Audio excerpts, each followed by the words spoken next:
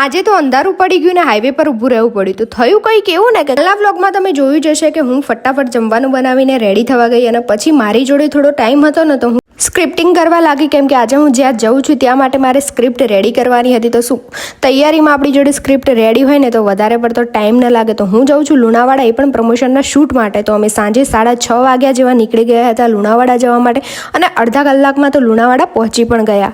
શૂટની જગ્યા પર પહોંચી અને પહેલાં જ શૂટ કરવાનું ચાલુ કરી દીધું, કારણ કે બહારનું જે સીન લેવાનું હોય એમાં અંધારું પડી જાત તો મજા નહીં આવત. હિરલને એ પણ આવ્યા હતા તો બધા બેસ્યા અને મળ્યા અને પછી અમે પણ નીકળી ગયા ઘર બાજુ અને એ લોકો પણ નીકળી ગયા. અને રાતે મહીસાગર નદી કંઈક આવી દેખાતી હોય છે, જાણે કે અજવાળાએ કાળી ઓઢણી ના ઓઢી હોય. પણ આગળ પહોંચ્યા ને ટોપી ઉડી ગઈ. તો લ્યો શું, રસ્તા પર જ ઊભા રહી જવું પડ્યું અને પાછળ ટોપી લેવા જવું પડ્યું. અને રાતે તો હાઈવેની બાજુમાં ઊભું રહેવું ભયજનક છે ભાઈ, ડેન્જરસ છે.